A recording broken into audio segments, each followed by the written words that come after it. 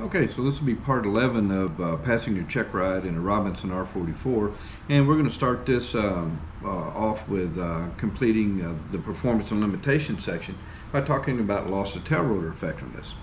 Alright, so loss of tail rotor effectiveness, there's three areas that they're going to want you to be aware of with loss of tail rotor effectiveness. The first of which is when you have a crosswind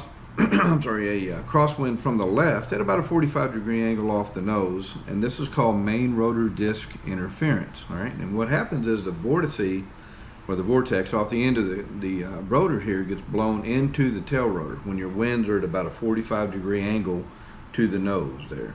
All right, and it's pretty simple. What happens is the vortices are generated, they blow into the tail rotor, and they cause the tail rotor to act haphazardly, sort of in an unpredictable manner, right? And you can get a sudden unanticipated yaw to the right that you have to check up quickly with the left pedal to stop it. So the first area that they're going to want you to be aware of is main rotor disc interference, where you have that crosswind at about a 45 to 50-degree angle off the left side of the nose. The second one that we're going to talk about is going to be tail rotor vortex ring state, all right? And that's basically when you have pretty much a direct crosswind coming at the left, coming from the left at the tail rotor. Anywhere between 15 to 20 degrees of straight on into the tail rotor can produce tail rotor vortex ring state. You'll notice that tail rotor vortex ring state sounds a hell of a lot like main rotor vortex ring state because they're the same aerodynamic phenomenon. And what happens is, again, if you think about it, in settling with power, you got to be going slow and then a significant descent to get into settling with power. And what happens is, again, as you slow down and you're descending, the vortices get bigger. They start to kill off the lift on the end of the rotor blade. Well, conceptualize taking that same phenomenon and turning it on its side. You know, your rotor is producing thrust out this way. Well, guess what? So is your tail rotor. It's producing thrust out this direction. And if you have a significant crosswind from the left coming right at the tail rotor, you can develop vortex ring state on the tail rotor blades. Just the same aerodynamic phenomena as settling with power. All right. So the second one that they want you to be aware of is when you have a direct left crosswind, all right, you can develop what's called tail rotor vortex ring state. All right. And the third one is just weather vaning. So if you've got a direct wind off the tail, as long as you keep the tail stuck directly into the wind, there's not a lot of force when making the aircraft want to weather vane or weather cocking around into the wind. But if you let it get off the tail more than about 20 degrees or 30 degrees, then the aircraft is going to want to weather vane back around into that oncoming tailwind, and you'll get an unanticipated yaw to the right. Okay. So what kind of questions are you going to feel? So let's talk about a couple other concepts. Let me just ask you, what's more importantly, what they're going to want you to know is how to avoid a loss of tail rotor effectiveness. Okay, well, in general, one of the best ways to avoid a loss of tail rotor effectiveness is to avoid crosswinds from the left, all right? A crosswind from the left can, either because of main rotor disc interference or tail rotor vortex ring state, can produce a loss of tail rotor effectiveness.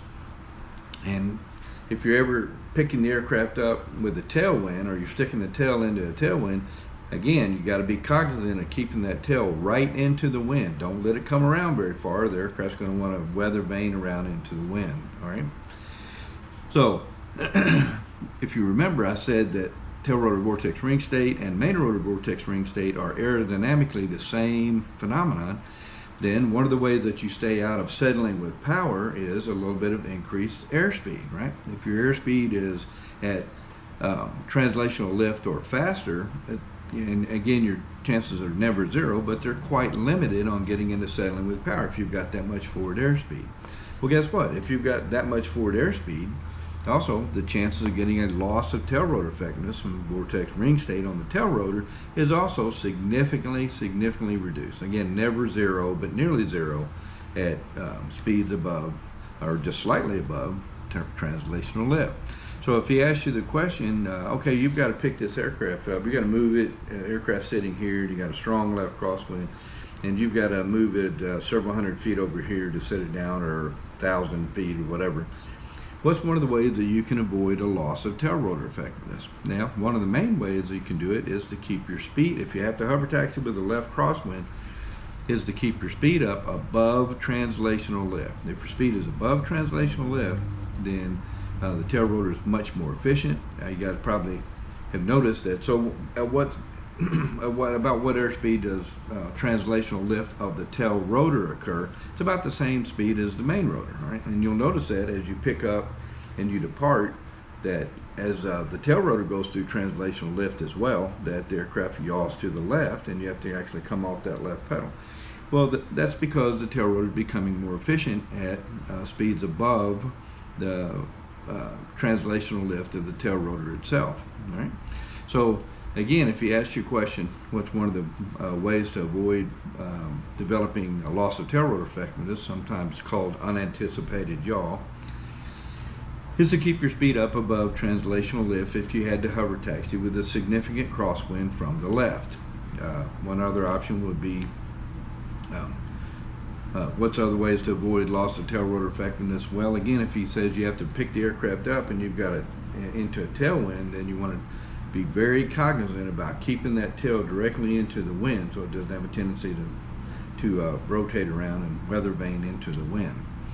All right, let me ask you another question you may get asked is, okay, so loss of tail rotor effectiveness, is that more likely to occur if we're here at sea level, or is it more likely to occur if we're at 5,000 feet elevation and we're going to pick the aircraft up to a hover and we've got a strong left crosswind? More likely to occur down here in good old thick air, or more likely to occur in thin air? And the answer is obviously much more likely to occur as the density altitude increases. Your tail rotor is only so big, right? You got a limited size there. And at higher altitudes, again, the air is thinner, the tail rotor is less efficient. You have to operate the tail rotor at a higher angle of attack to produce the same amount of thrust, right? And so it's less efficient and more, and can be the loss of tail rotor effectiveness can occur earlier given the same conditions the higher the altitude is. So another thing that's occurring at high altitude that you probably haven't really thought much about is the fact that your engine is producing significantly less power as you go up in altitude. These are non-turbocharged engines, and you go up in altitude, the amount of horsepower that they can potentially and actually produce goes down. Well, what happens if you get a loss of tail rotor effectiveness at high altitude? You've got less power available to you to drive both the rotor and the tail rotor. And if you wait a long time, if you were to wait until you really got a heck of a yaw developed in the thing, but especially if you waited till you got a heck of a right yaw developed before you got on the pedal, you may put in so much pedal that you actually reduce the rotor RPM. And when that happens, both tail rotor and main rotor RPM decrease, and the amount of thrust produced by the tail rotor goes down, right? So, which brings me to the next thing. When you're sitting there, if you have a loss of tail rotor effectiveness, doesn't matter whether you're low level, high level, or whatever, you have got to get on that left pedal early. All right, don't let a significant yaw to the right develop, because the longer you wait and the more rotating inertia develops to the right, the more left pedal it takes to stop it, and you may or may not have enough pedal to actually stop it. Now, Robinson helicopters are quite efficient on the tail rotor. They have some of the most efficient tail rotors around. And you'll notice that when you pick the aircraft up just at a regular hover. I mean, if there's just you and your instructor in the aircraft and you pick the thing up, you know, it only takes half a pedal width or so to control the amount of torque, or how much pedal input it takes to control the aircraft. That's not true on some other helicopters. If you fly even the Bells, I mean, I used to have no Brantley, that thing used to take a lot of pedal input, but you know, so you can measure the efficiency of the easiest test of the efficiency of the tail rotor. Just pick the thing up to a hover and see how much pedal it takes to keep the nose straight. Well, in the Robinsons, that's going to be a pretty limited amount of pedal. It doesn't take a whole lot, all right? In other aircraft, that may not be true, and that isn't true, actually, in some other helicopters. If you're at a hover, and a lot of them, you're at half pedal in there, so you've got less pedal available to you to stop an unanticipated yaw as well. So The big thing is, if you get a loss of tail rotor effect, if you pick the thing up, you got a left crosswind, and it starts to go to the right, you got to get on that pedal early. And what happens is, if you get on the pedal early, the amount of pedal that it takes to stop the unanticipated right yaw is actually not very much at all if you get on it early. If you let the yaw get fully developed and you're coming around and you got to just about bury the left pedal to stop it. And like I say, at higher altitudes or in situations where you may be heavy or have limited power because of high altitude, you may not have enough pedal to left pedal, i.e. tail rotor thrust, to effectively stop it. So get on that pedal early. If you're having a loss of tail rotor effectiveness, get on that left pedal quickly to check it. All right. Okay, again, when you take your test, the DPE may give you a situation and ask you, how would you respond to this? So I'll give you one like that. Let's say that you flew into an airport earlier, the winds were relatively calm, you came in and set the aircraft down, and you've got 3 passengers with you. So, when you take off out of here 2 or 3 hours later, you're going to be heavy. You're going to be operating pretty much at near or right at max gross weight. So you come out to take off with the aircraft, and you have a strong 25-knot left crosswind coming directly at the aircraft here. Okay, so you go to take off, and when you pick it up here, are you at high risk of developing loss of tail rotor effectiveness? Yeah, you damn sure are. All right, because you got a direct left crosswind. You're all the way at max gross weight, so you're taking the most power to hover, which produces the most torque. And if you have a loss of tail rotor effectiveness, the aircraft is going to want to snap around pretty quickly. All right. If you're lightweight and there's just 2 of you in the aircraft, and you pick it up and you get a loss of tail rotor effectiveness, the rotation to the right is not nearly as fast as when you're all the way up on the collective. 25 inches of power. It's going to want to snap around as quick as it can. When you're light, it'll still rotate right, but it won't be nearly as quick with the rotation to the right. All right. So in that situation, then what would you like to do? Would you like to pick the aircraft up here with a direct left crosswind and then turn the aircraft into the, well, by doing that, you're running the risk of getting a loss of tail rotor effectiveness. All right. You got wheels? Put the wheels on the damn thing. Put the wheels on it, turn it around into the wind. Now when you take off, you're directly right into the wind. Doesn't matter if the wind's 20 or 25 or 30, whatever. It's not going to cause you to have a loss of tail rotor effectiveness, okay? All right, so then that brings the next question. Well, you don't have wheels, so now what are you going to do, all right? Well, hopefully this is on a hard surface like airport tarmac or whatever. And in that situation, what you'd want to do is get the aircraft relatively light on the skids and then rotate the aircraft around to the left, all right? And then depart into the wind, directly into the wind. You've eliminated your risk of a loss of tail rotor effectiveness.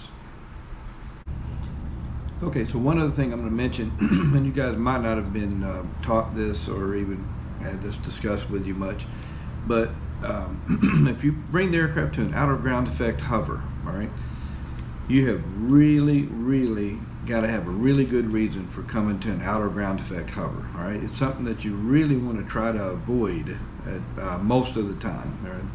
A lot of times, if you're needing to look at something or observe something, you can slow the aircraft down without coming truly to an outer ground effect hover. But if you do come to an outer ground effect hover, you have got to be cognizant of any loss of tail rotor effectiveness. Because what will happen here, and this is even worse if you're in an outer ground effect hover relatively low to the ground, right? Because now your options are getting very small for recovery if you were to get into settling with power. So you bring the aircraft to outer ground effect hover. So what's going on here? Well, it takes the most power. An outer ground effect hover takes the most power of all the situations with a helicopter. And if you're there and you're heavy and you're right on the edge of what the aircraft will do, and you start drifting left, or if it's gusting winds, that's even worse. If you had a gust spread of 10 or 15 knots, you can get haphazard winds coming at the tail rotor and run the risk of getting a loss of tail rotor effectiveness. So you really have got to really pay attention. If you come to an outer ground effect hover, especially if you're heavy, at near the limits of what the aircraft will do, you've got to be cognizant of not letting that nose snap around if you have a loss of tail rotor effectiveness. If you do, you come into an outer ground effect hover and you have a loss of tail rotor effectiveness and the aircraft rapidly snaps around to the right, especially if you're lazy on getting on the left pedal to catch it, you may end up going pretty much all the way full pedal to stop it. Now what you've done is exceeded the amount of power available to you.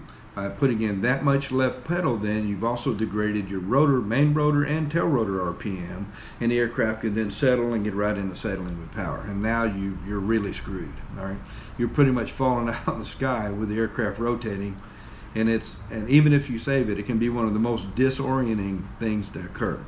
So you got to really watch. I know we're talking about loss of tail rotor effectiveness here, but you've got to be cognizant if you come for whatever reason to an out of ground effect hover in a helicopter, do not let an unanticipated right yaw get developed, because it can be horribly disorienting and lead to an accident. Okay, so that completes the performance and limitation section, and on we go to operations assistance. All right. So the first question likely to be asked about operation systems is, what type of controls do you have on the aircraft? How do the primary flight controls work? Right?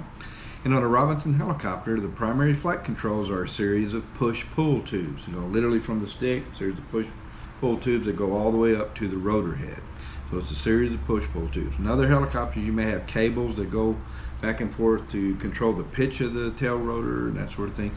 But in the Robinson, the primary flight controls are all a series of push-pull tubes. And along with that, which of the controls are hydraulically boosted on the R44? And the answer is the collective and the cyclic. Right? So your cyclic and your collective are hydraulically boosted. The tail rotor pedals are not hydraulically boosted. All right, next question is, what type of power plant do you have? Well, for the Raven 1, it's an 0540, it's like homing 0540, with carburetors. It's 6 cylinders, carbureted and normally aspirated. In other words, it doesn't have a supercharger or turbocharger. Right? So how much horsepower does your power plant produce? Well, if you stay in accordance with the max manifold pressure settings, at max manifold pressure, continuous max manifold pressure produces 205 horsepower, and at takeoff power you get 225 horsepower. So how is the engine cooled? Well, the answer is it's air cooled, and furthermore it has a little squirrel cage blower fan on the back, actually mounted right down to the back of the engine, and that circulates air forward through the plenum on each side that leaves air out over each of the cylinders. On the right side of the plenum, on the right side of the aircraft, the oil cooler is kind of positioned within the plenum so that air flows down through it. And there's also hoses that go up, a couple hoses that go to the main rotor gearbox, and then also the hydraulic pump itself that's got some hoses that go and blow air across those items to cool them down as well. All right, next question. What type of main rotor do we have on the Robinson R44? And the answer is a semi-rigid rotor system. Okay. Now we're going to talk more extensively here in just a bit about the different types of rotor systems, but at this point, all he wants to know is basically they'll want to know what type of rotor system is on there. And for this R44, it's a semi-rigid rotor system. And this brings the next question. Well, how about the tail rotor? What type of rotor system is the tail rotor? Could you have a semi-rigid tail rotor, or is it a Finistron? What is it? Well, obviously it's a two-blade semi-rigid rotor system. Sometimes at that point it'll bring the question of, well, about other aircraft, because when you get your license, you're licensed to fly all three of the different types of rotors. All right, so he can at this point may generate some questions about the main rotor design versus tail rotor design. And one of the questions is, well, is it possible to have a fully articulated rotor system but a semi-rigid tail rotors? Is that possible? You bet it is. That's a very common combination. Brantleys, Schweitzers, Hughes, Hughes 500, all of them. That's a very common combination of having a fully articulated main rotor system and a semi-rigid tail rotor system. So. Okay, and sometimes they may generate the question, just to see if you even know what this is, they may ask you, what is a Delta hinge? And is the tail rotor or the main rotor on the Robinson, is it a Delta hinge design? Okay, so most people are not going to be able to answer that question because likely they haven't really covered it during their training. But the tail rotor design on a Robinson is what's called a Delta Hinge. And rather than go into a long drawn out explanation on Delta Hinge, there's another video that you might want to look at that I did that covers the function of the tail rotor, and I covered Delta Hinge too fairly extensively at that point. And I'll put a link up to that video, and the name of the video is the Symmetry of Lift of the Tail Rotor. And like I say, I'll put a link to it. You might watch it. It's not that long. I think it's only about 8 minutes long. But I go into a pretty significant discussion on delta hinges and the fact that the tail rotor on the Robinson R22 and R44 both are delta hinged, and R66 are all delta hinge design. So if he asks you questions about a delta hinge and you're actually able to answer those questions correctly, then you look like a superstar on your check ride. So that's 8 minutes invested that might get you some extra points on your check ride. All right, next question concerns landing gear. Tell me about the landing gear. What type of landing gear do we have? And the answer is we have fixed skids. Right? We don't have wheels, so we don't have wheel brakes or any of that sort of thing. We have fixed skids, and on each of those skids there's a series of 5 skid shoes on the bottom of the skids on each side. A lot of times they may ask you, all right, well, what's the easiest way to check the skid shoes on the aircraft? If they're on the bottom of the skids, how in the world do you look at them? Well, the answer is you put the aircraft up on its wheels, and you have another individual go to the tail, pull down on the tail rotor gearbox to get the skids up into the air, and take you a flashlight if it's, unless it's bright sunlight outside, and just take a good look at each of the skid shoes. Right? By the way, the skid shoes that wear the most, that need particularly a little extra attention to, are the two skid shoes rather on each side that are closest to the cross tubes. That's where most of the weight is on those skid shoes, and those are the 2 skid shoes on each side that wear the most. All right, next we're going to discuss the fuel and the oil and the hydraulic system on board the aircraft. Okay, so let's start with fuel. Some of their favorite questions are, okay, describe the fuel system to me on the Raven 1. And then you'd say, okay, well, there's two gas tanks. There's a main on the left, there's an aux on the right. Main holds 29.5 gallons. The aux holds 17 gallons. The burn rate's about 15 gallons an hour, so that's roughly 2 hours in the main and about 1 hour in the aux, give or take. Total amount of fuel on board somewhere in the neighborhood of 3 hours, so 3 hours and 10 or 15 minutes worth of fuel.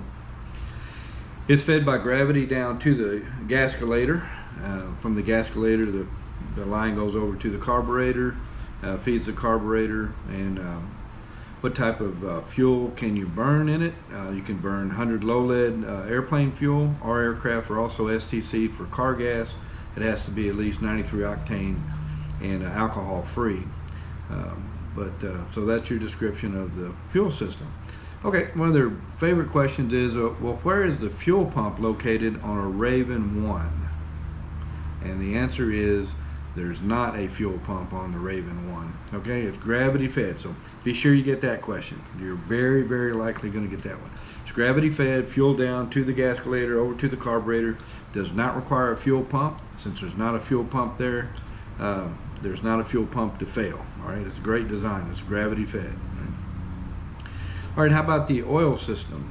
And one of their favorite questions are, number one, what's the minimum and the maximum amount of oil, right? So the minimum amount of oil for the Raven, for R44 Raven 1 and Raven 2 is 7 quarts minimum and 9 quarts maximum.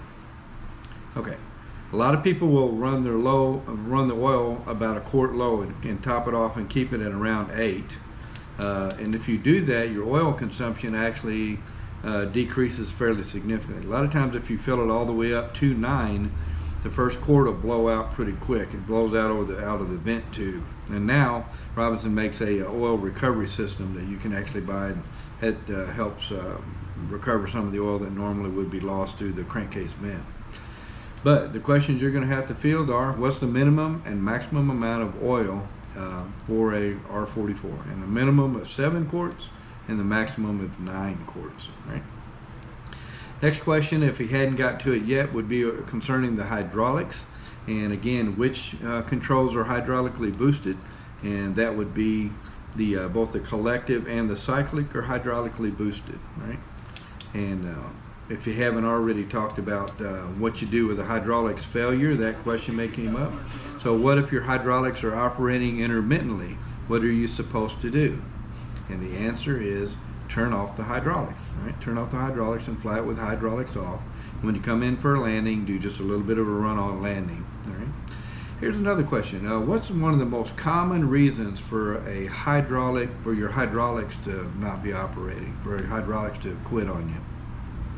And the answer is you hit the switch with your thumb on the stick there. All right? So now the hydraulic switch is actually guarded, but it's very easy on some of the older models. You could actually bump the switch, and so if you seemingly have a hydraulics failure, one of the first things you want to do is check the switch. Make sure you didn't bump the switch and just turn the hydraulics off.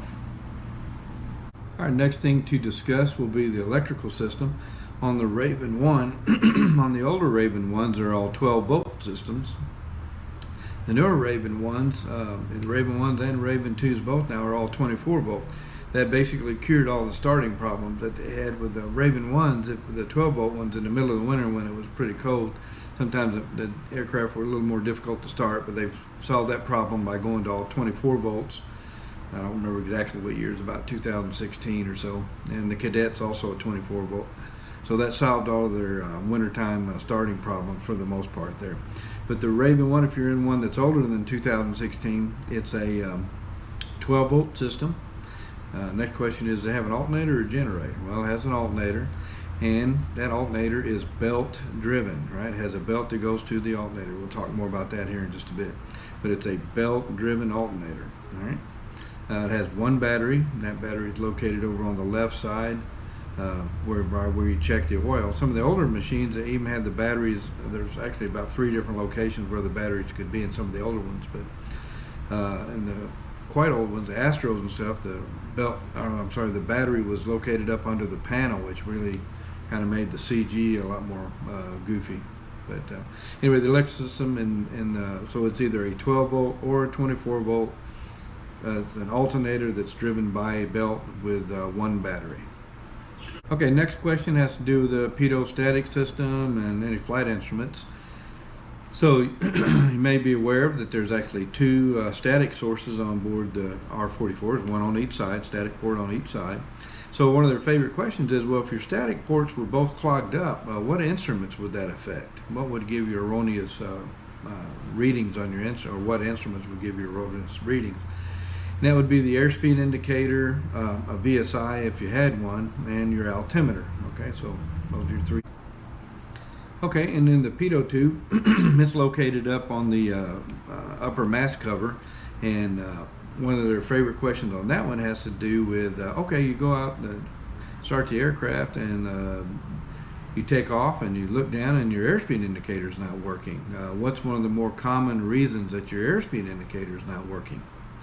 And there's 2 common reasons for that. Number one, if somebody flew it in the rain, there may have gotten rain in the Pitot Tube, and then it runs down. If you get enough moisture collecting in the Pitot Tube, it can actually block the tubing going to the airspeed indicator, and your airspeed indicator won't work. A second very common reason for your airspeed indicator to be working erroneously besides static port clogged up would be with the Pitot Tube clogged up, and it's usually because you hit a big bug, and the bug went into the Pitot Tube and has the Pitot Tube partially or completely occluded, and that also will give you a erroneous findings on your airspeed indicator. If that happens, do not try to blow air through the Pitot Tube. That you can destroy your airspeed indicator. What you have to do is get in the panel and take the tubing off from the back side of the airspeed indicator, and then blow air backwards through the line to clear it. And you can clear water and or a bug out of the Pitot system either way.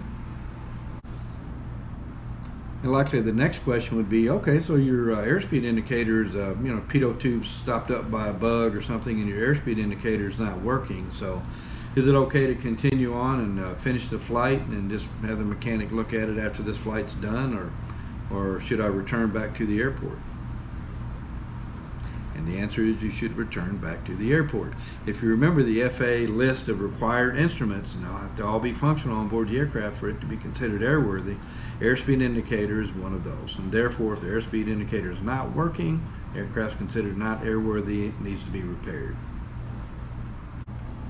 All right, next let's talk about environmental systems. Well, if we're in a Raven 1, we have heat, but we don't have air conditioning. You can't get air conditioning on a Raven 1. As far as the heat's concerned, how is the heat designed? Well, it's basically a can that's built around the muffler, and then it trains air and circulates air forward into the cabin.